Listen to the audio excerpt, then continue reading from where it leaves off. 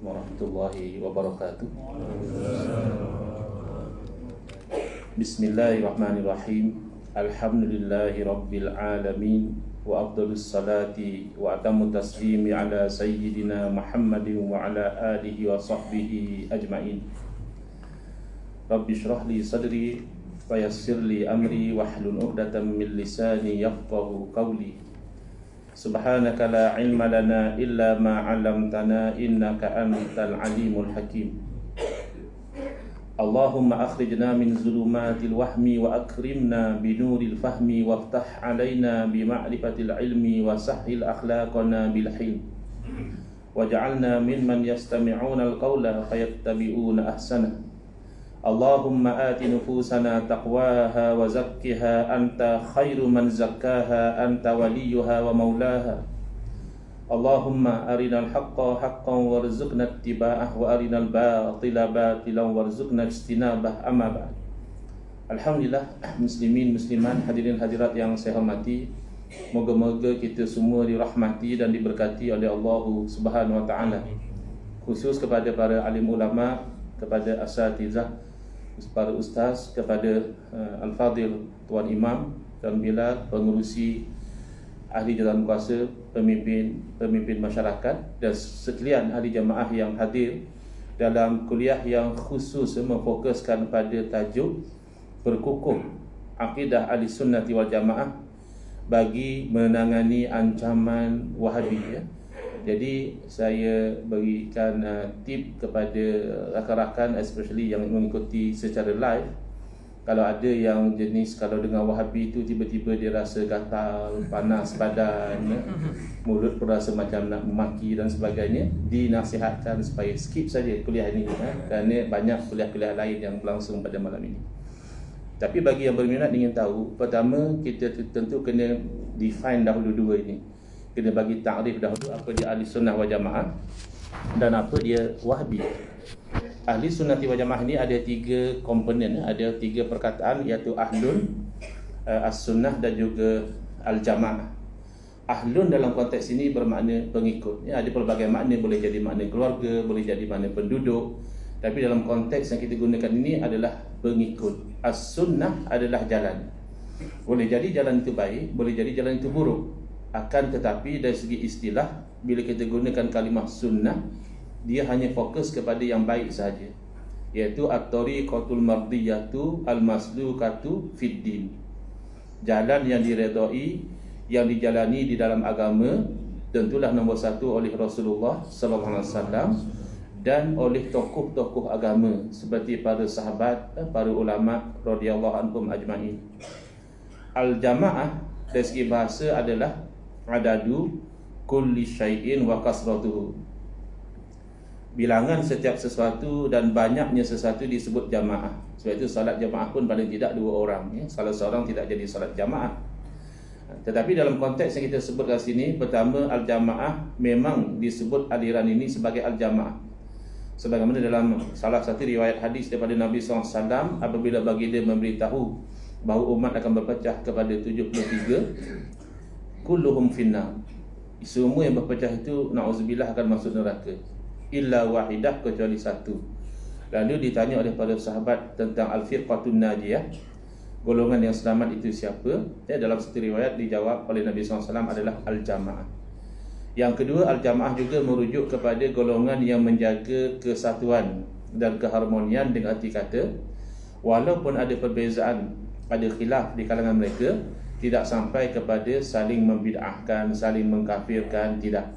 Misal kita tahu ada perbezaan antara mazhab Syafi'i, Hanafi, Maliki, Hambali, berbeza, tapi saling hormat menghormati, tidak sampai mengkafirkan satu sama lain. Yang ketiga, berarti al-jamaah ialah golongan yang berpegang dengan ijma' ulama. Kerana Nabi SAW memberi jaminan, innallaha la yajma'u ummati ala dhalalah. Allah tidak akan menghimpunkan umatku di atas kesesatan. Jadi ada satu bentuk ismah. Memang yang maksum adalah Nabi SAW, tetapi umat juga maksum, terpelihara daripada kesesatan apabila mereka telah sepakat dalam satu perkara. Sementara Wahabi, ini yang pelik dengan fahaman Wahabi ini, Ada orang sangat marah kalau kita kata dia tu Wahabi. Mungkin dia kata kita, kamu ni ahli bid'ah, kamu ni sembah kubur, kamu ni letak capal atas kepala. Padahal kita letak kepiah, cuma atas kepiah tu ada logo capal. Jadi dia sudah tidak boleh beza capal dengan kepiah yang ada logo capal. Dia kata, apa ni letak capal atas kepala? Kalau letak capal atas kepala, kita pun tak mahu. Yang kita letak tu kepiah. Kepiah ada logo masjid. Adakah kita letak masjid atas kepala? Itu kan gagal faham. Jadi buat mereka ini, bila kata kita macam-macam, kita tanya dia satu je, kamu ni Wahabi ke? Dia cukup marah. Dia kata, kamu ni senang-senang saja label orang, asal tak bersependapat saja label orang. Tadi yang kita kata ahli bid'ah, musyrik, penyembah kubur, dia relax je. Kita tanya dia Wahabi, dia terus marah. Yang lebih pelik adalah dalam keadaan dia marah, kita kata dia Wahabi. Bila kita cakap Wahabi ni tak betul, Wahabi ni begini, dia marah juga. Sebab tu kalau dia bukan Wahabi, dia tak perlu sensitif kalau kita terangkan kebatilan Wahabi. Jadi Wahabi dari segi definisi merujuk kepada golongan yang mengikut kepada manhaj Syekh Muhammad bin Abdul Wahhab yang hidup pada kurun ke-12 Hijrah, lebih kurang kurun ke-18 Masihi. Sebab itu kalau ada tuan-tuan yang mengikuti dialog saya mewakili ARG, Ahli Sunnah Wal Jamaah Research Group Johor, dengan Ustaz Salman Ali di Perlis pada 25 Jun yang lalu, saya sebut kepada Ustaz Salman bahawa Al-Imam Ibn Taymiyah bukan Wahabi. Jadi macam ramai pula excited, macam baru tahu. Ustaz Engku pun kata Al-Imam Ibn Taymiyah bukan Wahabi. Memang betul. Kerana kan takrif Wahabi tadi yang mengikut manhaj Syekh Muhammad bin Abdul Wahhab, hidup bila kurun ke-12 Hijrah. Sedangkan Al-Imam Ibn Taymiyah hidup pada kurun ke-8 Hijriah. Tak mungkin beliau yang hidup dahulu meninggal dahulu, ikut orang yang hidup kemudian dan membawa ajaran kemudian daripada kematian beliau. Tak mungkin. Jadi Ibn Taymiyah bukan Wahabi. Habis apa kaitan Imam Ibn Taymiyah dengan Wahabi? Beliau adalah idola kepada pengasas Wahabi. Fatwa-fatwa beliau, pegangan-pegangan beliau dikagumi oleh Syekh Muhammad bin Abdul Wahhab. Ada juga yang kata, Wahabi yang jahat tu Wahabi yang dulu, yang hidup pada kurun ketiga dulu. Nama dia Abdul Wahhab bin Rustum. Dia tu memang Khawarij. Dia tu memberontak melawan pemerintah Islam, dan Khawarij ni dia mengkafirkan orang-orang yang buat dosa. Dan kami ni, kata dia, yang dituduh Wahabi ni, kami okey. Pertama, kami tidak mengkafirkan orang yang buat dosa. Yang kedua, kami tidak memberontak melawan pemerintah Islam. Yang ketiga, nama tokoh kami Muhammad bin Abdul Wahhab. Sepatutnya kami ni Muhammadi. Yang tu betul, dia nama dia memang Abdul Wahhab bin Rustum. Eloklah dia tu Wahabi. Ini namanya adalah cubaan untuk cover line. Cubaan untuk memperbodohkan orang dengan sesuatu yang nampak seperti jenaka, tapi jenaka secara serius ni masalah. Pertama, kerana yang kita bincang memang Muhammad bin Abdul Wahhab yang hidup pada kurun ke-12, yang hidup pada kurun ketiga, ajaran telah mati.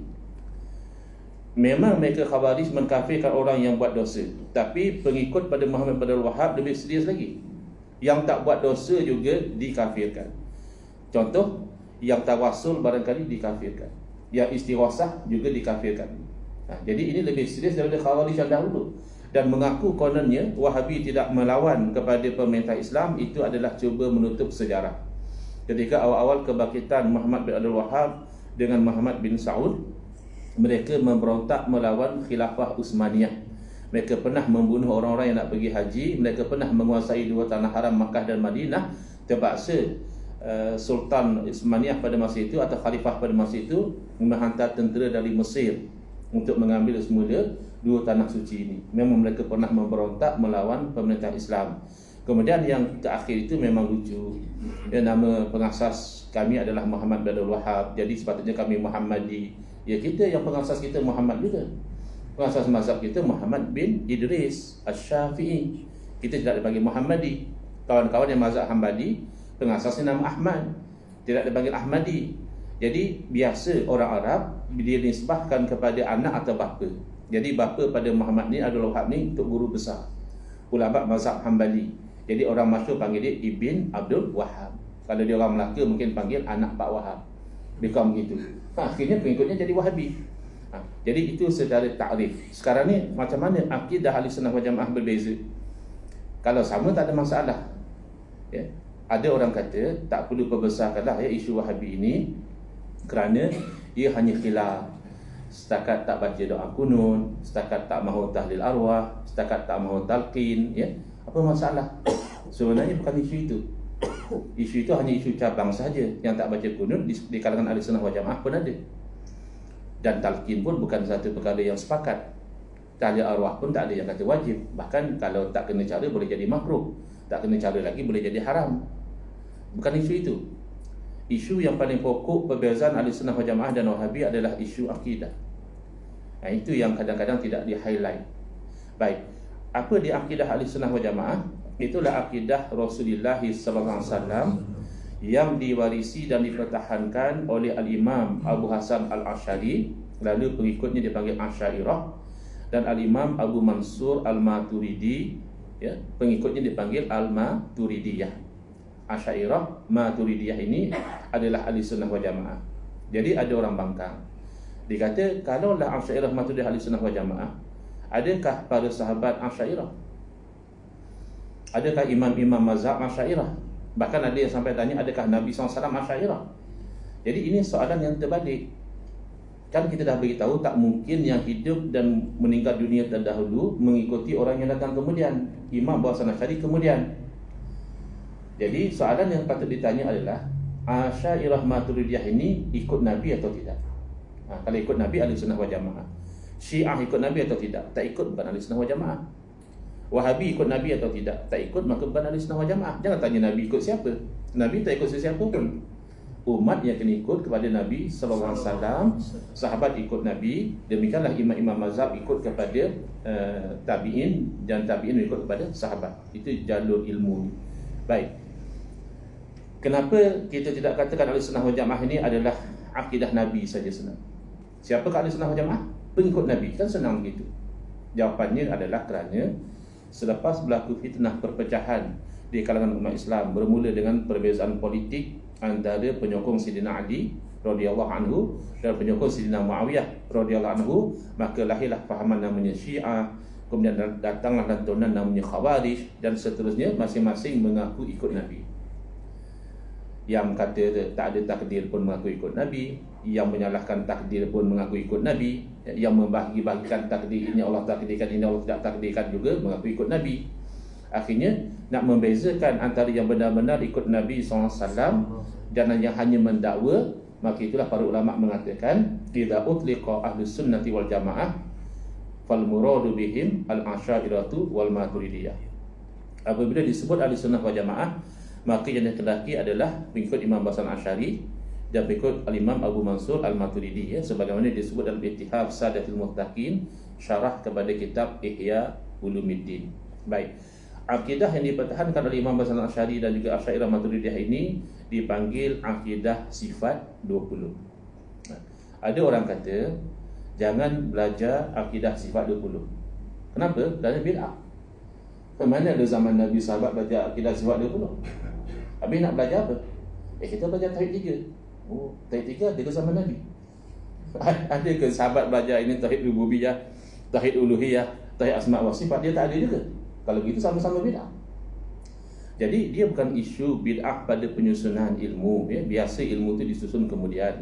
Misal, agak-agak ada tak sahabat Nabi dulu belajar tajwid macam kita belajar? Sayyidina Umar, Sayyidina Abu Bakar belajar ini izhar, ini ikhfa, ini idgham bi gunnah, idgham bila gunnah. Mana ada?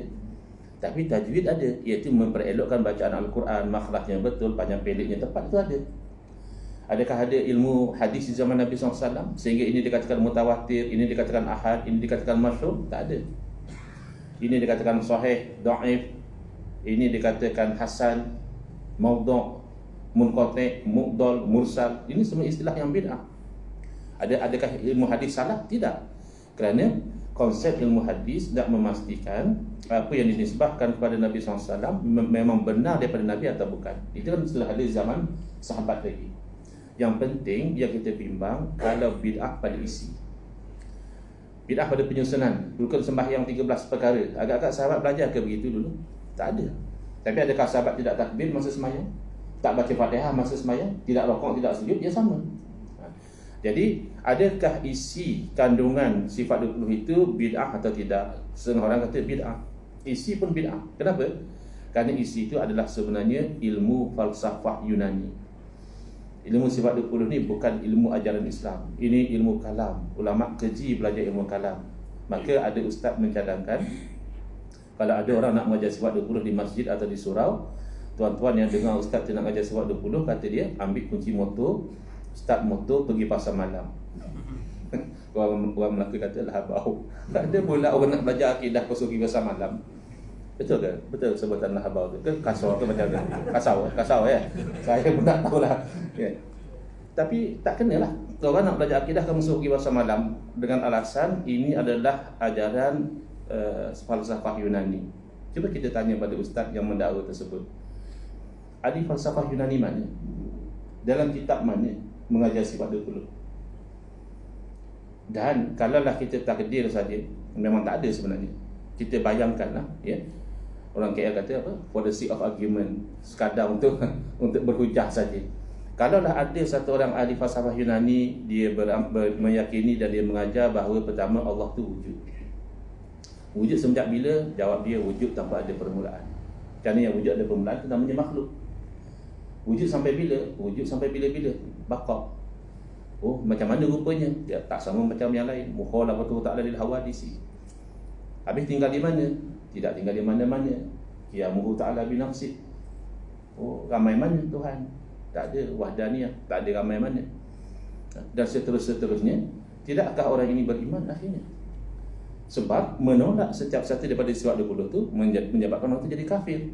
Saya ditanya di hometown saya di Terengganu, tak silap saya mungkin 5 tahun lepas, saya bentangkan tentang akidah Ahlussunnah wal Jamaah. Datang 3 keping soalan. Salah satunya bertanya, Ustaz, tidakkah salafus soleh menolak sifat 20? Itu soalan dia. Salafus soleh siapa? Sahabat Nabi, tabi'in, tabi'in. Tidakkah mereka ini menolak sifat 20? Saya kata mustahil. Kalau tuan katakan bahawa salafus soleh tak belajar akidah menggunakan sistem sifat 20, itu betul. Tapi kalau tuan mengatakan salafus soleh menolak sifat 20, tak mungkin. Takkan salafus soleh mengatakan Allah tak wujud? Atau mereka mengatakan Allah dahulu tak wujud kemudian baru wujud? Tak mungkin. Atau mereka mengatakan Allah wujud tapi satu masa akan binasa? Tak mungkin juga. Atau mereka mengatakan Allah sama seperti yang lain? Tak mungkin. Syirik. Atau mereka mengatakan Allah berhajat kepada makhluk? Tidak juga. Atau Allah tu banyak? Tidak. Atau Allah tu lemah? Atau Allah buat sesuatu kerana terpaksa? Atau Allah tu buta? Atau Allah tu pekak? Atau Allah tu bisu? Tak mungkin. Maka kita hairan, golongan yang anti pada sifat 20 ni, kamu tolak apa sebenarnya? Oh, kita tolak sebab kamu ni banyak guna akal. Kita, ini masalah orang zaman sekarang. Dia ada satu budaya, satu slogan, satu konsep, iaitu biar bodoh asal confident. Kerana saya pernah jumpa ramai orang macam itu. Dia cakap apa misalnya? Yang bodoh asal confident ni, dia kata apa? Dia kata, Ustaz, saya dalam akidah, saya berpegang dengan Quran dan Sunnah, maka saya tak pakai akal. La ilaha illallah. Kamu membodohkan Quran dan Sunnah. Sejak bila Quran dan Sunnah melarang kita menggunakan akal? Bahkan sebaliknya. Dalam Quran kata, afala ta'qilun. Kenapa kamu tidak menggunakan akal? Afala tatafakkarun. Kenapa kamu tidak berfikir? Fi anfusikum afala tubsirun. Dalam diri kamu sendiri, kenapakah kamu tidak perhatikan? Kerana tidak perlu kita memahati kepada alam yang besar, langit dan bumi, bulan dan matahari. Memadai kita perhatikan pada alam yang kecil, iaitu diri kita. Kita akan nampak kewujudan Allah, kekuasaan Allah dan juga keesaan Allah Ta'ala. Pertama, tidak akan kita dulu tak wujud. Siapa yang mewujudkan kita? Diri sendiri? Tidak. Ibu bapa kita? Tidak. Ibu bapa hanya usaha saja. Ada yang usaha dapat anak, ada usaha tak dapat.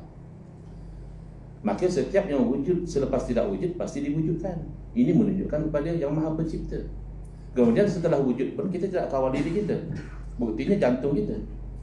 Ketika dengar kuliah maghrib, jantung jalan. Lepas kuliah maghrib, semai isyak, pergi makan, jantung jalan. Dah sampai rumah mengantuk, jantung jalan. Kalau jantung berhenti, ya kita jalan. Jantung jalan atau jantung berhenti, ada tak antara kita yang mengawal? Tak ada. Yang nak bagi jantung rehat 5 minit tak mampu. Yang bila jantung berhenti, doktor pakar juga tidak boleh meneruskan degupan jantung tersebut. Kalau begitu, siapa yang kawal organ jantung kita? Allah. Bahkan penuaan, saya percaya muslimat terutamanya tak ada yang nak nampak tua. Bukti toke kosmetik ramai jadi jutawan. Yang muslimat yang bagi duit beli supaya kulit tu tak kenduk. nampak cekang, nampak putih, betul tak? Tapi lama-kelamaan, letaklah krim apa pun, kulit makin kendur. Dah kulit makin kendur, mata makin kabur.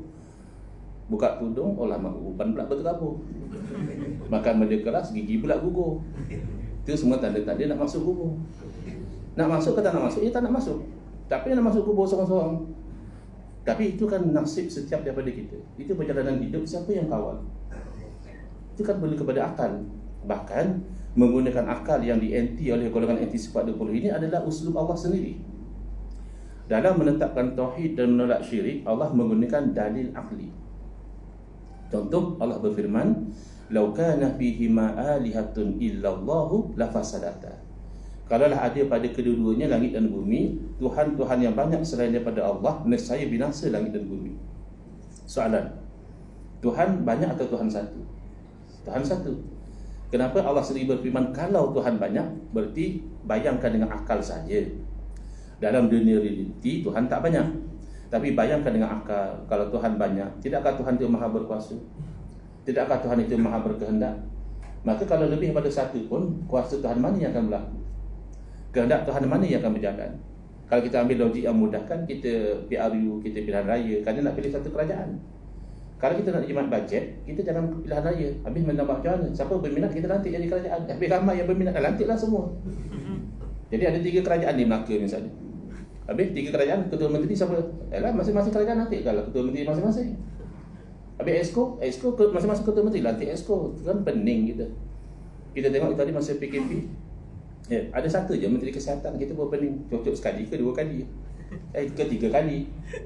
Ke macam mana? Itu baru satu menteri kesihatan. Kalau 2, kalau 3, seluruh badan kita cocok berapa kali? Maknanya apa? Kalau sekecil negeri Melaka tak boleh ditadbir oleh lebih daripada satu kerajaan, adakah alam semesta, langit dan bumi, lautan dan daratan, haiwan dan juga manusia boleh ditadbir lebih daripada satu Tuhan? Mustahil. Mustahil itu hukum akal. Demikian, menggunakan akal dalam memahami akidah, menetapkan tauhid dan menolak syirik adalah uslub para rasul. Misalnya Nabi Ibrahim AS dalam nak membuktikan tauhid berdepan dengan Namrus. Dan Namrus adalah musyrik, bahkan dia mengaku Tuhan. Baik, akal yang sihat boleh tak terima Tuhan tapi lemah? Tak mungkin.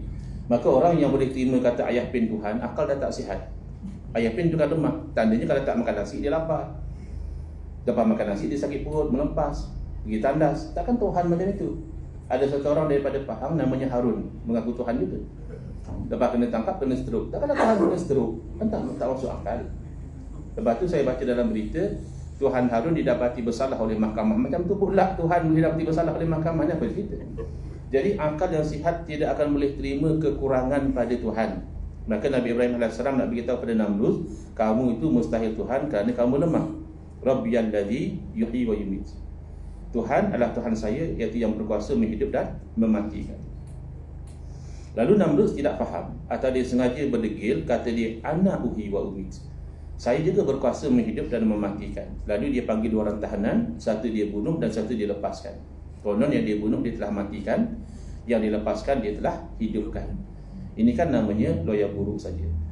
Kerana yang dilepaskan itu dah hidup lama, bukan dia yang hidupkan. Kalau nak hidupkan daripada tiada, seekor nyamuk pun Namrud tidak mampu hidupkan. Bahkan sampai sekarang tak ada saintis yang boleh hidupkan seekor nyamuk. Jadi oleh kerana Namrud tidak faham, maka Nabi Ibrahim AS membawa dalil akli yang lebih jelas. Fa inna Allah ya'ti bisyamsi minal masyriq. Sesungguhnya Allah Ta'ala Maha berkuasa telah menerbitkan matahari dari timur. Kamu mengaku Tuhan, tentulah kamu berkuasa kalau memang kamu Tuhan. Fa'ti biha minal maghrib. Sila terbitkan matahari dari barat. Tak boleh dia. Maka para rasul juga menggunakan dalil akli. Bahkan Nabi kita, Nabi Muhammad SAW sendiri, dalam mengajar tauhid, ada kalanya Nabi guna dalil akli. Nabi SAW nak mengajar dua-dua, hakikat dan syariat. Tapi tak semua orang faham dua-dua. Ada orang faham syariat saja, ada orang hanya terikat dengan hakikat. Lalu Nabi SAW bersabda, la adwa. Habis yang orang sakit daripada Allah. Orang Arab Badawi, dia payah nak faham. Dia Arab kampung, jaga unta, jaga kambing. Macam mana pula tak ada jakitan, kata dia. Bagus Arab Badawi ni, bila dia tak faham, dia tanya. Berbeza dengan sebahagian orang kita sekarang, dia tak faham, dia kata ustaz tu sesat. Padahal dia yang tak faham. Orang Negeri kata apa? Sosek kata dia. Kesian ustaz dapat tauliah semua, akhirnya dia kata sosek. Orang Badawi tidak macam itu. Dia tak faham, dia tanya, ya Rasulullah, macam mana tidak ada jangkitan? Sedangkan kalau ada beberapa ekor unta yang sihat, melompat sana, melompat sini, tiba-tiba masuk satu ekor unta yang berpenyakit, tiba-tiba yang sihat jadi berpenyakit, kan ada jangkitan. Lalu Nabi SAW nampak, oh, orang Arab Badawi ini masih terikat dengan asbab, cause and effect. Cause and effect itu betul. Ada masanya Nabi ajar, kalau satu negeri kena tahun, yang belum masuk jangan masuk, nanti berjangkit. Yang dalam negeri jangan keluar, nanti kawasan lepakan akan lebih meluas lagi. Itu namanya syariat. Yang Nabi ajar hakikat. Lalu Nabi SAW menggunakan dalil akli. Mudah saja soalan Nabi membuka minda orang-orang Badawi. Nabi bertanya, faman a'dal awal, siapakah yang menjangkiti unta yang mula-mula sakit? Kalau memang penyakit itu perlu kepada jangkitan, ya okeylah kamu kata unta ni penyakit pada unta ni, unta ni penyakit pada unta ni. Tapi unta yang mula-mula sakit, penyakit daripada siapa? Oh, baru orang Arab Badawi itu faham kalau sebenarnya hakikat penyakit adalah daripada Allah Subhanahu Wa Taala. Jadi mereka menghentam, menyerang sifat 20 ni, tujuannya supaya kita tinggalkan sifat 20, lalu kita pergi kepada versi mereka, iaitu Tauhid 3. Kerana Tauhid 3 inilah yang dipopularkan oleh tokoh idola mereka, Al-Imam Ibn Taymiyah, iaitu Tauhid Rububiyah, Tauhid Uluhiyah, dan Tauhid Al-Asma' wa Sifat.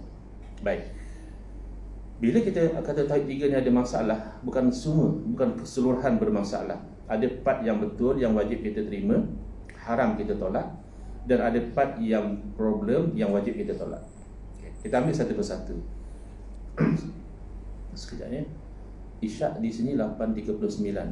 Maknanya ada 6 minit lagi.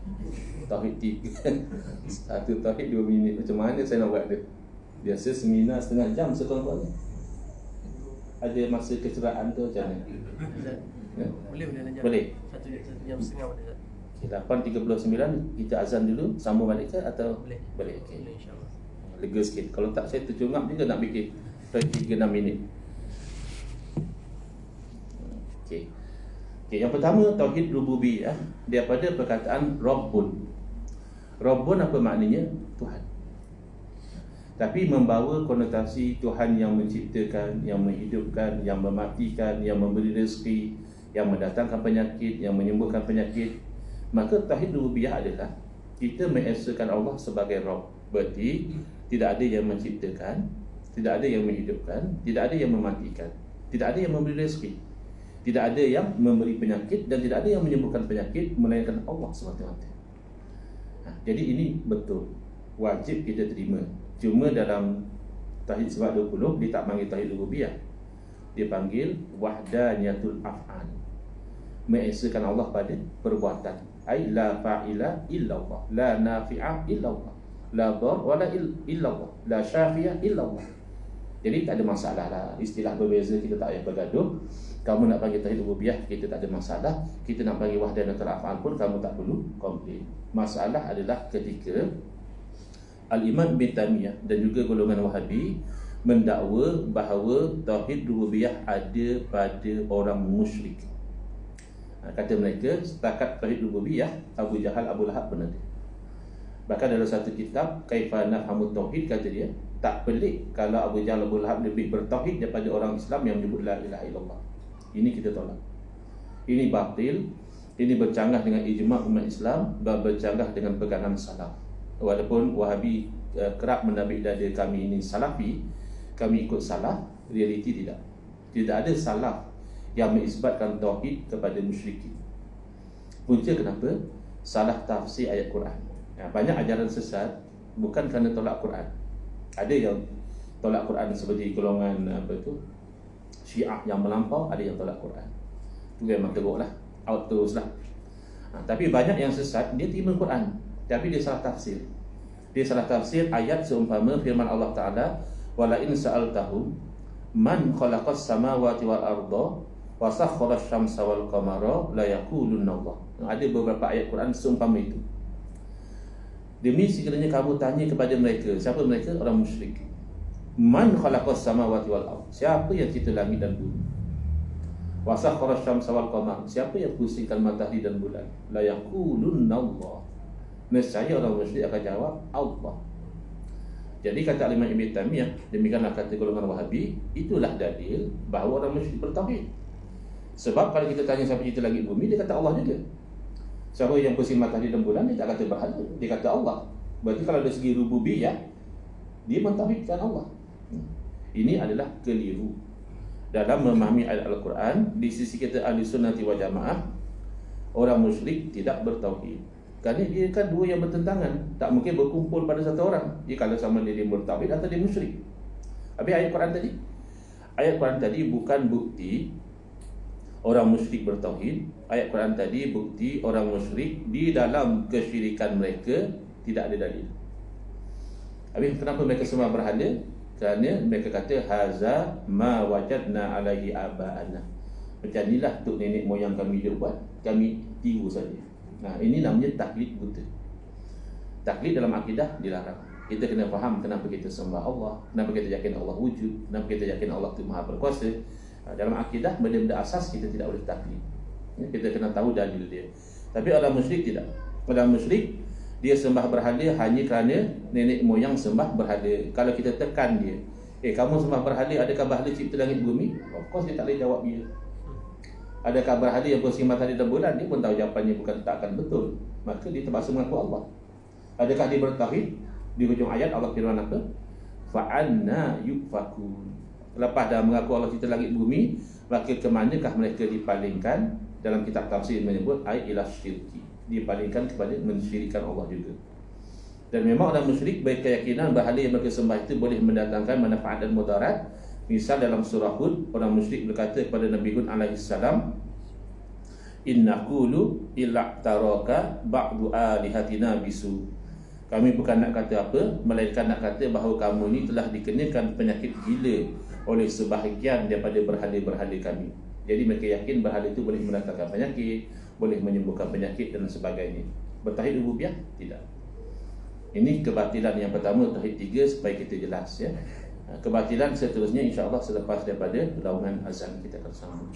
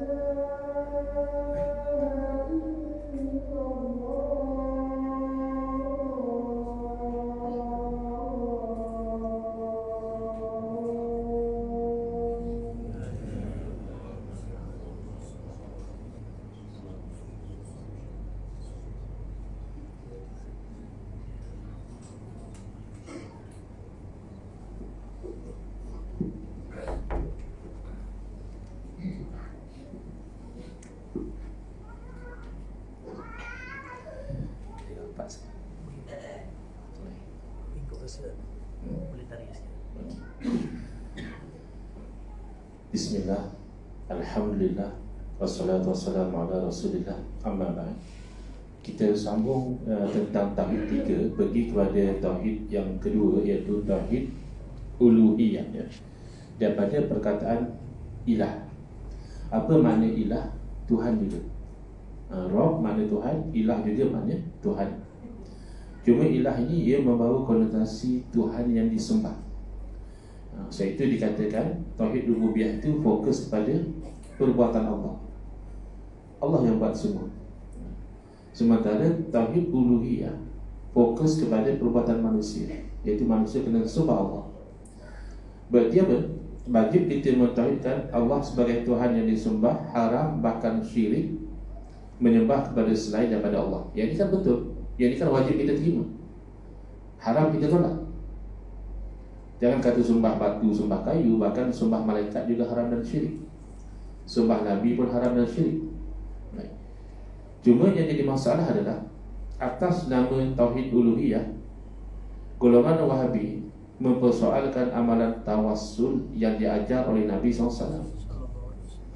Bahkan menyempitkan tabarruk, iaitu ambil berkat, dan juga yang lebih serius mensyirikkan istighasah, minta tolong. Baik, satu persatu. Tawassul daripada perkataan bahasa Arab, tawassala ya tawassalu tawassulan, berarti mengambil sesuatu sebagai wasilah. Ringkasnya kita fokus di sini adalah tawassul dalam doa, supaya menjadi wasilah doa kita itu Allah perkenankan. Sepakat antara ahli sunnah wal jamaah dan Wahabi dalam beberapa perkara. Pertama, sepakat tawassul dengan nama Allah. Misalnya kita nak rezeki, kita berdoa ya Razzaq. Nak ilmu, ya Halim. Nak supaya Allah tutup aib kita, ya Sattar, dan seumpama dengannya. Wahabi kata okey, tawassul macam itu tak ada masalah. Kita juga kata okey, bagus. Yang kedua yang sepakat adalah at-tawassulu bil a'malis solihah, tawassul dengan amal soleh. Sama ada kita nak dapat perkenan doa, kita buat amal soleh, atau amal soleh itu dah lama kita buat, kita sebut dalam doa. Misalnya satu orang masa dia jadi pejabat awam, dia pernah tolak duit rasuah, menahan diri pada perkara jahat juga amal soleh. Lalu diuji dia dengan penyakit, lepas dia pencen sakit, lalu dia angkat tangan, dia Allah ya Tuhanku, satu masa dahulu saya pernah ditawarkan rasuah sebanyak 50,000. Tapi oleh kerana saya takut kepada amaran daripada Rasulmu, maka saya tidak ambil. Ya Allah, kalau sekiranya itu adalah amal soleh di sisimu, sembuhkanlah aku daripada penyakitku ini. Nah, itu namanya tawassul dengan amal soleh. Wahabi kata tak ada masalah, bagus. Itu tawassul yang sunnah. Kita juga kata okey, bagus. Wahabi mula pening bila tawassul dengan orang soleh. Tahap kepeningan tu bergantung tahap keilmuan Wahabi itu juga. Kalau Wahabi yang baru nak up, pening dia lagi dahsyat. Wahabi mah dia baru nak up je.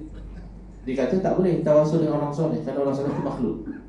Kalau kita tawassul dengan orang soleh, berarti kita menjadikan makhluk sebagai pantaran. Menjadikan makhluk sebagai pantaran kepada Allah itu syirik. Ini memang jelas batil.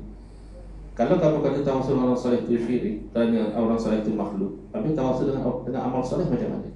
Amal soleh juga makhluk. Allah berfirman, wallahu khalaqakum wa ma ta'malun. Allah yang ciptakan kamu, yakni kita makhluk, dan apa yang kamu amalkan juga makhluk Allah. Jadi apa justifikasi tawassul dengan satu makhluk namanya amal soleh, bagus. Tawassul dengan satu makhluk lain namanya orang soleh, syirik. Tak mungkin, dan bercakap dengan dalil. Maka Wahabi yang mengaji dia tak macam itu. Wahabi yang dah otai yang ada ilmu, dia tak akan kata macam itu. Dia kata apa? Dia kata tawassul boleh, dengan syarat tawassul dengan orang soleh yang masih hidup. Adapun kalau tawassul dengan orang soleh yang telah meninggal dunia, kata dia, itu khilaf. Yang rajih, yang kuat adalah haram. Main mana khilaf tu? Sedangkan para ulama sepakat tidak ada yang pertikaikan tawassul dengan orang soleh hidup atau mati, tak ada yang pertikaikan sebelum daripada Imam Ibn Taimiyah. Imam Ibn Taimiyah bukan salaf. Wahabi selalu kata kami salafi ikut salaf. Ikut siapa? Imam Ibn Taimiyah bukan salaf. Dia hidup pada kurun ke-8, lama selepas salaf. Sebelum beliau tidak ada yang mempertikaikan tawassul dengan orang telah meninggal dunia, kerana tawassul ini adalah kerana kemuliaan, bukan kerana kehidupan. Sebab itu kita tawassul dengan orang soleh, tak tawassul dengan orang jahat walaupun dia hidup. Kerana asas tawassul itu menyebut sesuatu yang dikasihi oleh Allah, amal soleh, orang soleh. Dan kalaulah kita kata kan Nabi SAW yang ajar tawassul. Ada satu orang buta berjumpa dengan Nabi SAW. Dia kata dia nak supaya didoakan agar mata dia sembuh, boleh melihat. Nabi kata kalau kamu sabar itu lebih baik. Dia kata saya susah lah kalau buta, tak ada orang nak pimpin. Jadi Nabi tak doakan. Nabi kata kamu pergi berwudu, solat 2 rakaat, doa dengan doa ini, Allahumma inni as'aluka, ya Allah, aku memohon kepadamu. Ini doa biasa, maknanya tak mesti doa kena tawassul, tak. Wa atawajjahu ilaika binabiyyika Muhammadin nabiyyi rahmah, dan aku bertawajjuh menghadap kepadamu dengan nabimu Muhammad, nabi rahmat. Ini namanya tawassul, sebut Nabi dalam doa. Bahkan lebih pada itu, Nabi ajar orang buta ni kata apa? Ya Muhammad. Oh, kalau Wahabi sensitif. Ya selain pada ya Allah ni sensitif. Bahkan bahawa ya Latif pun sensitif juga. Padahal ya Latif nama Allah. Tapi Nabi ajar, ya Muhammad, inni atawajjahu bika ila rabbi fi hajati lituqda. Wahai Muhammad, aku bertawajjuh menghadap denganmu kepada Tuhanku pada hajatku, moga diperkenankan. Tak lama lepas tu celik mata. Kalau dah benar dakwaan Wahabi, tawassul dengan orang hidup saja boleh, tawassul dengan orang mati haram. Itulah Nabi SAW kena ajar. Doa macam ni masa saya hidup dia boleh baca, nanti kalau saya dah wafat jangan baca doa, tak boleh. Tapi Nabi tak ada cakap macam itu. Wahabi memandai-mandai. Ini namanya as-sukutu fi mahallil bayan. Nabi diam pada tempat sepatutnya Nabi kena terang. Dan mereka kata ikut salah. Sahabat Nabi faham macam mana? Yang paling salah adalah sahabat Nabi. Sahabat Nabi bernama Utsman bin Hunayf radhiyallahu anhu ajar doa ini kepada satu orang lelaki bila? Zaman Sayyidina Utsman bin Affan jadi khalifah. Maknanya lama lepas Nabi wafat, sahabat tak ada masalah dengan doa tawassul macam ini. Karena sahabat faham tawassul dengan Nabi SAW adalah kerana kemuliaan Nabi. Dan Nabi mulia sebelum Nabi wafat dan tetap mulia selepas wafat. Takkanlah Nabi mulia masih hidup, lepas wafat tak mulia, tak mungkin. Ini penyakit Wahabi, dia gagal faham. Dia duk tanya kita dalil-dalil. Kita tanya dia, mana dalil? Kita dalil tawassul umum, tak ada kata hidup mati. Sebab kita pegang keumuman dia. Yang kamu kata dalil tawassul dengan orang hidup boleh, dengan orang mati tak boleh, mana dalil? Oh, dia kata macam ni. Satu masa berlaku kemarau. Zaman Sayyidina Umar Al-Khattab jadi khalifah. Lalu Sayyidina Umar buat istisqa. Istisqa sembahyang minta hujan. Dalam doa Sayyidina Umar tawassul dengan Al-Abbas.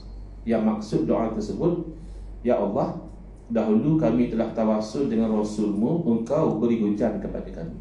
Sekarang kami tawassul dengan bapa saudara kepada Rasulmu, tolong beri hujan kepada kami. Jadi kata Wahabi, itulah bukti tak boleh tawassul dengan orang mati. Kalau boleh tawassul dengan telah meninggal dunia, kenapa Sayyidina Umar tak tawassul dengan Nabi direct? Kenapa tawassul dengan Al-Abbas? Oh, ini bukan dalil. Ini kefahaman kamu terhadap kejadian tersebut, dan kefahaman kamu pertama bercanggah dengan kefahaman sahabat Nabi. Sahabat Nabi tadi ajar tawassul selepas Nabi wafat. Yang kedua bercanggah dengan penerangan Sayyidina Umar sendiri. Sayyidina Umar ketika menerangkan kepada orang ramai kenapa tawassul dengan Al-Abbas, Sayyidina Umar tak kata kita tawassul dengan Al-Abbas ni ingat ya kerana Nabi dah wafat, so kita kena tawassul dengan orang hidup. Tak ada. Sayyidina Umar berkata kepada orang ramai, Rasulullah SAW dahulu memandang pada Al-Abbas ni pandangan seorang anak kepada bapa. Maknanya Nabi hormat sungguh pada Al-Abbas. Maka ikutlah sunnah Nabimu, hormatilah Al-Abbas, jadikanlah dia sebagai wasilah kamu dalam doa. Itu sebabnya. Bukan kerana Nabi dah wafat. Kemudian Al-Abbas sendiri ketika bercakap mengatakan, mereka ini menjadikan saya ini sebagai wasilah kerana kedudukan saya di sisi Nabi, bukan kerana Nabi dah wafat. Jadi Wahabi sebenarnya tak ada dalil. Dia hanya sembangnya. Oh, agama itu bina atas dalil. Dah betul. Mana dalil kamu mengharamkan tawassul dengan orang mati? Tak ada. Semata-mata ta'assub dengan fatwa Al-Imam Ibn Taimiyah. Itu saja. Wahabi kata jangan ta'assub dengan ulama, tapi dia ta'assub dengan Ibn Taimiyah lebih teruk lagi. Baik. Yang kedua, tawassul dengan orang mati ni bahkan ada riwayat dilakukan oleh Nabi SAW sendiri. Kalau haram tak mungkin Nabi buat. Selepas Nabi SAW mengebumikan jenazah ibu saudara baginda, iaitu Sayyidatina Fatimah binti Asad radhiyallahu anha, iaitu isteri Abu Talib, Nabi berdoa antara lain, Allahumma bihaqqi, ya Allah dengan hak diriku, wa haqqil anbiya'i min qabli, dan dengan hak para nabi sebelum daripadaku. Para nabi sebelum Nabi SAW dah wafat dan meninggal dunia, Nabi masih sebut dalam doa. Apa masalah? Kamu kata boleh tawassul dengan amal soleh kamu yang dahulu. Amal soleh kamu hidup ke mati? Tak ada, kita hidup mati. Amal soleh tetap amal soleh, orang soleh tetap orang soleh. Hidup atau mati tak ada beza. Selesai. Yang kedua, tabaruk. Tabaruk ni kurang selesai. Hati-hati, saya bimbang sebab Melaka ni masya-Allah tabarakallah, saya lihat negeri yang mesra, yang harmoni secara umum lah ya. Ada juga yang tak mesra, ada juga yang tak harmoni, tapi secara umum saya lihat macam itu. Tapi bila masuk fahaman Wahabi, biasanya di tempat mana pun akan jadi perpecahan. Masalahnya Wahabi, bila di tempat tu dia masih kurang pengaruh, dia akan taqiyah dahulu. Dia akan tak tunjuk lagi kewahabian dia. Tapi susah juga. Kadang-kadang kita boleh bau lah. Kalau kita dah biasa, macam mana nak cakap, bukan bau betul-betul. Jangan ambil secara literal pula. Tapi cara dia cakap tu, cara dia faham tentang bid'ah, kita boleh kesan. Cara dia cakap tentang mazhab, kita boleh kesan. Cara dia condemn, kita boleh faham lah. Ada bau-bau dia ni. Tapi insyaAllah ada benda-benda yang dia tak boleh nak taqiyah ya. Baik, kalau bab tabarruk, ada persamaan antara Wahabi dan Ahlussunnah wal Jamaah. Boleh tabarruk dengan asar Nabi sallallahu alaihi wasallam, boleh tabarruk dengan rambut Nabi, boleh tabarruk dengan kalau ada pakaian Nabi, boleh. Bahkan ini sabit ya, dalam hadis-hadis Nabi SAW bila berwudu, sahabat sambut air wuduk Nabi itu sapu di muka dan di badan, tabarrukan, Nabi berkat. Kalau haram mesti Nabi larang. Bahkan Nabi SAW sendiri ketika tahallul bercukur, Nabi minta supaya rambut baginda itu dibagi-bagikan.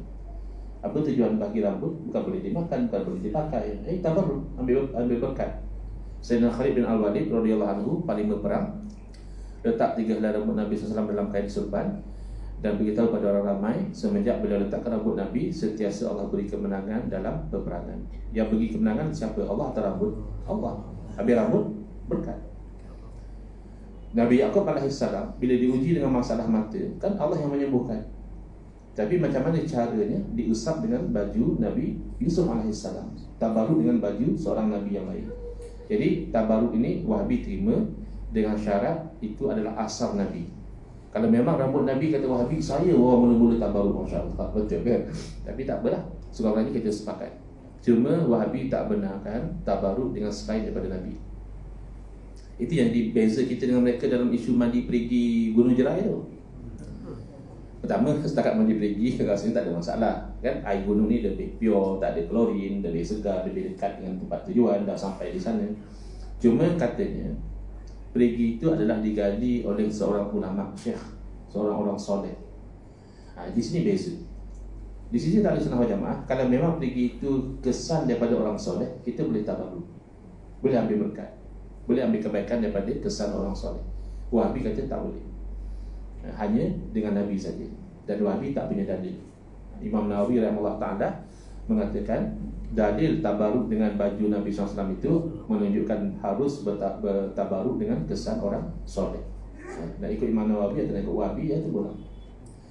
Yang ketiga adalah istighasah. Istighasah ni yang saya lihat Wahabi tak ada taqiyah. Apa makna istighasah? Minta tolong. Masih sepakat sebenarnya. Ahlussunnah wal jamaah dengan Wahabi masih sepakat minta tolong kalau dengan Allah itu yang hakikat, itu yang sebenar, itu yang nombor satu. Iza sta'anta fasta'in billah. Bila kamu minta tolong dengan Allah. Jadi itu tak ada khilaf. Masih sepakat juga Ahlussunnah wal jamaah dengan Wahabi, iaitu minta tolong dengan makhluk ada yang boleh, bagus, ada yang haram dan syirik. Masih sepakat. Dia boleh berbeza adalah mana yang boleh, mana yang haram. Di sisi kita Ahlussunnah wal jamaah, minta tolong dengan makhluk, sama ada makhluk itu masih hidup atau telah meninggal dunia, kedua-duanya adalah syirik, haram, kalau dengan keyakinan bahawa makhluk yang beri, bukan Allah. Ketika itu syirik. Contoh kita jangan kata minta tolong lah, makan nasi cukup. Kalau makan nasi, dia yakin memang nasi yang mengenyangkan, bukan Allah, syirik. Mana ada dua bahasa, satu bahasa Allah, satu bahasa nasi. Yang berlaku tidak. Yang berlaku kita hanya ambil nasi sebagai sebab, kita yakin Allah yang mengenyangkan. Kita makan ubat, kita yakin yang menyembuhkan adalah Allah. Tapi takdirlah satu orang, dia berubat dengan satu doktor. Lalu kawan dia kata, oh Alhamdulillah lah, mujurlah Allah bagi sembuh. Dia kata, bila masa Allah bagi sembuh? Kata dia, saya dah sakit 5 tahun, hari-hari berdoa kepada Allah, tak pernah sembuh pun. Berubat dengan doktor, baru 5 hari dah sembuh. Doktor yang sembuhkan saya bukan Allah. Oh, syirik. Walaupun doktor masih hidup. Jadi isu bukan hidup atau mati. Sama juga Wahabi dekat sini dia confuse. Dia kata minta tolong orang hidup boleh, tak syirik. Kenapa? Sebab orang hidup boleh tolong. Kan dia hidup, dia boleh tolong kita. Betul ke orang hidup boleh tolong? Tak semua orang hidup boleh tolong kita. Ramai je orang hidup kita tak tolong, kita tak mahu, saya tak boleh tolong, saya tak mampu nak tolong. Adakah syirik? Kan tidak. Yang kedua kita tanya dia, kamu kata orang hidup boleh tolong, orang hidup boleh tolong tu hakikat atau asbab? Kalau dia kata hakikat, dia syirik. Kalau dia kata sebab, sama. Orang mati boleh dijadikan sebab pertolongan oleh Allah.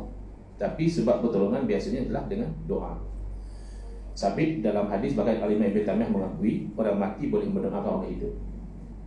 Cuma Ibn Taymiyah keluar fatwa, kata dia, untuk menyekat jalan ke arah syirik, kita tak boleh minta. Orang mati boleh mendoakan, tapi kita nak minta dia doakan tak boleh. Jam macam suruh berhenti. Niatnya tak mau lebih sangat. Jadi istighasah bezanya macam ni.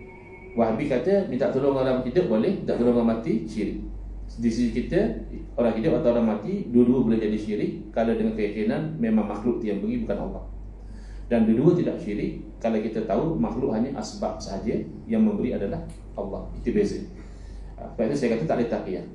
Kalau kita tanya dia berfahaman Wahabi, kita tanya apa hukum minta tolong orang mati, insya-Allah dia tidak taqiyah. Dia akan kata itu syirik akbar, syirik yang besar, mukhrijun anil millah, menyebabkan orang itu jadi kafir, terkeluar dari Islam.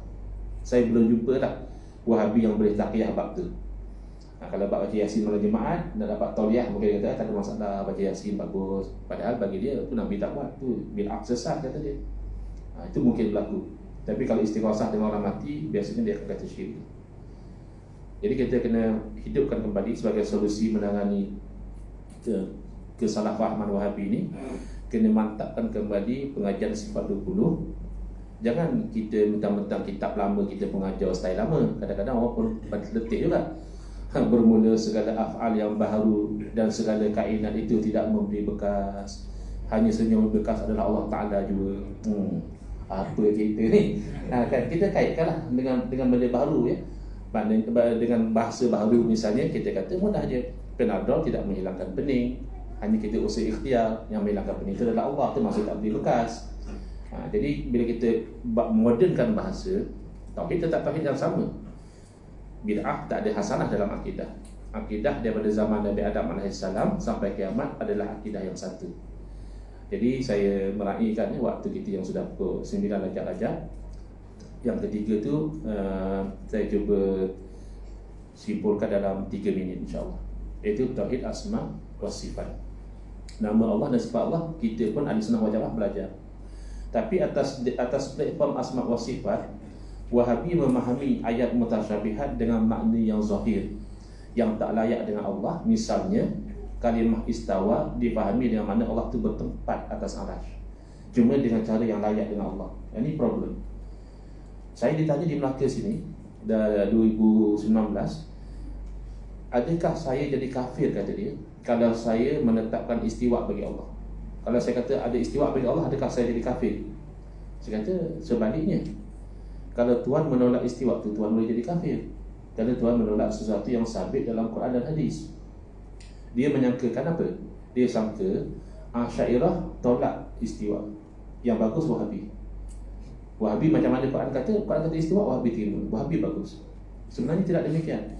Kedua-dua ahli sunnah wal jamaah dan Wahabi terima istiwa. Tak ada yang tolak. Beza antara Wahabi dan sunnah wal jamaah adalah makna istiwa. Maka di sisi ahli sunnah wal jamaah makna itu mesti tanzih, sucikan Allah daripada menyerupai makhluk.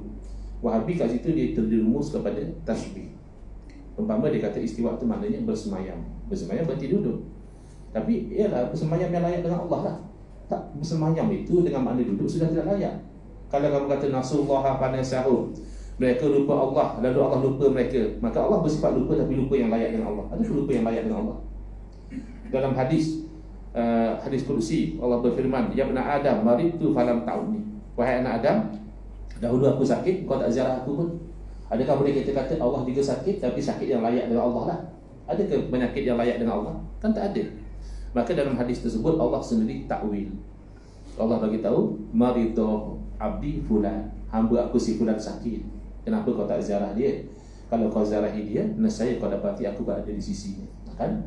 Teruk lagi kalau faham zahir. Mana Allah bukan di arasy, Allah di rumah sakit. Kan dalam hadis kata Allah di sisi orang sakit. Makanya ahli sunnah wal jamaah tidak meletakkan makna-makna sedemikian. Ada dua pilihan. Pilihan pertama, serah kepada Allah bulat-bulat. Istiwaan yaliqu bihi jalla jalaluhu. Istiwa yakni istiwa yang layak dengan Allah. Kita tidak maknakan duduk, tidak maknakan semayang, tidak maknakan bertempat, tidak. Istiwa yang layak dengan Allah. Atau letak makna yang dalam bahasa memang ada makna itu, dari segi akidah tidak salah. Salah satu makna istawa misalnya istaula, menguasai. Adakah salah kalau kita kata Allah menguasai arasy? Betul. Maka ini dua jalan. Sama ada tafwid, serah bulat-bulat pada Allah, atau takwil, letak satu makna yang tidak bercanggah dengan akidah. Ada pentasbih, itu bukan jalan ahli sunnah wal jamaah. Ada nak buka soalan ke tutup dulu?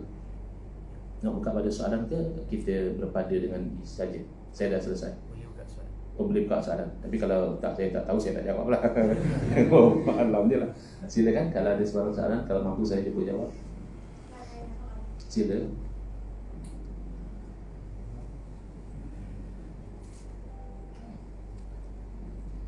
Bismillahirrahmanirrahim. Hari ini saya sangat gembira saya dapat bertemu Ustaz secara live. Selama ini saya kenalkan melalui video. Yeah. Saya mengikuti perkembangan Wahabi. Saya pun bergelut dengan ini. Okey, lega saya bergelut. Saya takut sebab saya pun Wahabi kan dia nak. Okey. Sehingga sekarang kita masih bergelut untuk mencari jalan golongan ini adalah sanak saudara kita balik dah. Sebabkan ada suatu faktor lah. Cuma saya, masa saya belajar sampai saya sedang umur dah 60, saya belajar masa itu tak timbul lagi perkataan-perkataan Wahabi yang popular. Cuma perkataan ni apa kata popular selepas beberapa pelajar kita balik daripada luar negara. Sebab semua saya nak tahu, mesti ada satu apa orang kata satu mana saya cakap satu kumpulan yang menyebabkan golongan itu begitu aktif sekarang. Sebab kalau sesuatu benda tu berlaku, mesti dia dah buat sekatan. Tetapi seolah-olah sekatan tu tak berlaku sehingga sekarang ni kalau di masjid-masjid golongan ni ramai. Saya sekarang ni kalau nak pergi masjid, saya kena tengok dulu masjid. Kalau siapa yang tu saya tadi latar belakang dia baru saya datang. Saya ustaz, saya dah tahu, saya dapat tadi mesej dalam pukul 6. Saya terus batal saya punya tu saya terus suruh anak saya hantar. Jadi saya datang sini. Alhamdulillah lah saya dapat jumpa ustaz. Jadi memang saya kata saya memang kena soal dengan ustaz. Saya betul-betul. Jadi saya nak tahu tak ada ke satu badan satu apa yang dapat kesan dia orang ni daripada awal. Supaya dia orang ni jangan sekarang ni di Melaka memang tidak ada golongan yang boleh mengsekat dia orang ni. Sedangkan baru lepas 3 tahun pun contohnya Ustaz Azizan tu pun diiktirafkan sebagai tokoh Ma'al Hijrah, sedangkan dia salah seorang daripada golongan Wahabi. Jadi tu saya rasa macam saya rasa kecewa sebab saya orang Melaka. Ya, jadi soalannya ada tak satu kumpulan yang menahan benda ni. Baik. Supaya dia jangan merebak.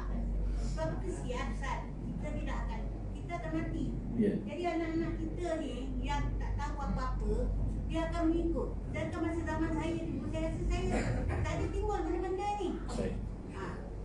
Kalau bertanya tentang ada tak kumpulan yang mengesan dan menahan perebakan Wahabi, saya percaya kumpulan tu ada banyak, tetapi mungkin tidak tersusun. Gerak kerja itu tidak tersusun. Dan dahulu ada kefahaman seumpama Wahabi, cuma tidak dikenali sebagai Wahabi, lebih popular dengan panggilan kaum muda.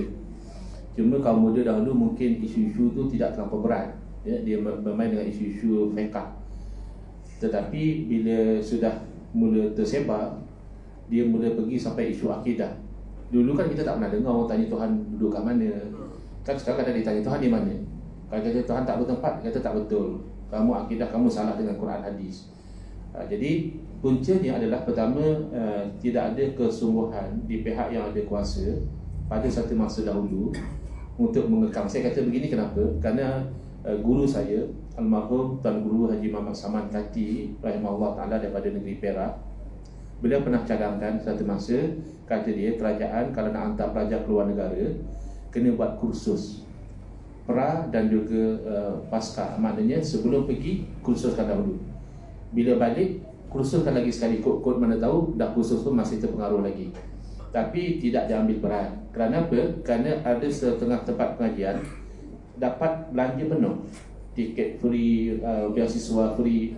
Jadi atas nama free ni jadi gelap mata lah, biarkan saja. Jadi apa yang kita lihat pada hari ini, perkembangan fahaman ini adalah sesuatu yang kita tak buat sesuatu satu masa dahulu untuk kawal. Ini dah jadi result dia. Mereka dah grad, mereka dah masuk dalam jabatan kerajaan, mungkin dah jadi pegawai agama, mungkin dah jadi ustaz. Kalau macam puan kata tadi, puan nak datang pun tengok dulu masjid. Mereka pun macam tu juga. Ini masjid ahli bid'ah ke masjid ahli sunnah, kata dia. Kalau sesi jemaat selawat salat tarawih, dia tak mau datang. Ini ahli bid'ah. Jadi mereka sudah merata-rata, ditambah dengan faktor internet. Kalau dahulu mungkin dia nak sebarkan fahaman Wahabi, dia kena buat grup usrah kecil-kecil, so tak laju.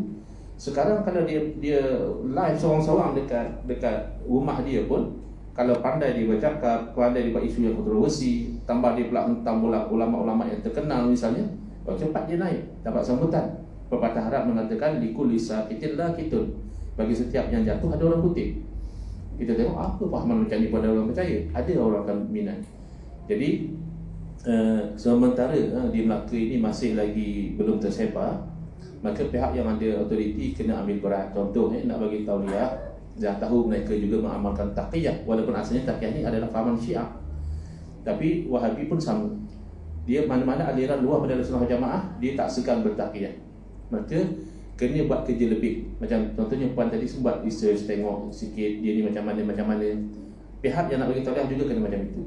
Tak boleh hanya tengok dalam bilik temuruga, oh jawapan dia okey. Tak. Kena cek apa yang dia post dalam Facebook, kena cek apa yang dia pernah ceramah dalam YouTube. Kerana daripada situ baru kita dapat kesan dia ni sebenarnya pegang fahaman yang macam mana. Dalam bilik temuruga dia mungkin boleh berpura-pura. Itu. Tapi kalau kita hanya anggap Wahabi ni hanya isu yang ringan, tidak Di negara Arab dia telah menyebabkan pertumpahan darah. Bahkan data-data seluruh risikan dunia menunjukkan bahawa ISIS ideologinya adalah ideologi Wahabi. Sebab itu dia tak segan semelih bunuh orang Islam sendiri, sebab dia menganggap orang selain daripada dia adalah kafir, halal darah boleh dibunuh.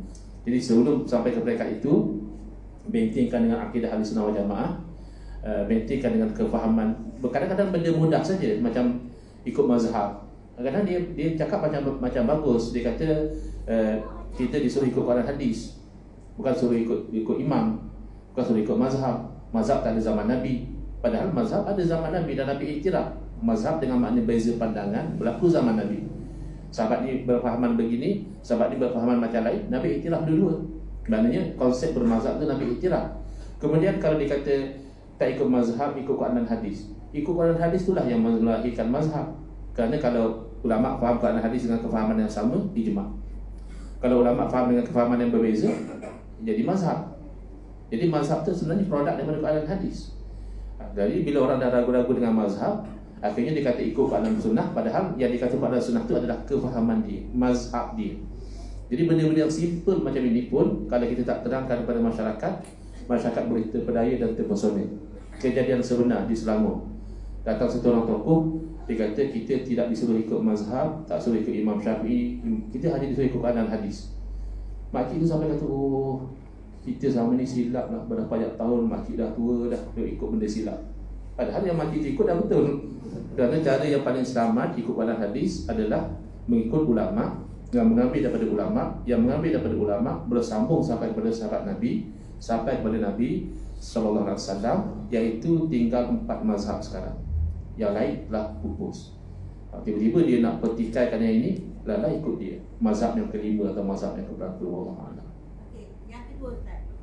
Minta maaf saya membuat nak tanya Ustaz. Okey.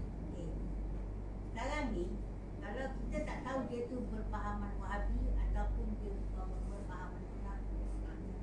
Contoh dari segi solat dia jadi imam, kita ikut belakang. Sekarang ni saya cuma nak pastikan adakah solat kita sah ataupun tidak. Okay. Sebab saya kata tadi, saya memang takut nak pergi masjid sekarang. Saya takut nak pergi masjid, saya takut nak pergi. Saya kena tengok siapa yang Macam tu pula dulu. Saya takut di situ. Baik. Baguslah soalan ni, adakah kita tak tahu imam tu Wahabi ke, takkan Syiah ke, takkan liberal ke. Kaedahnya adalah nahnu nahkumu ala zawahir, kita berhukum dengan yang zahir.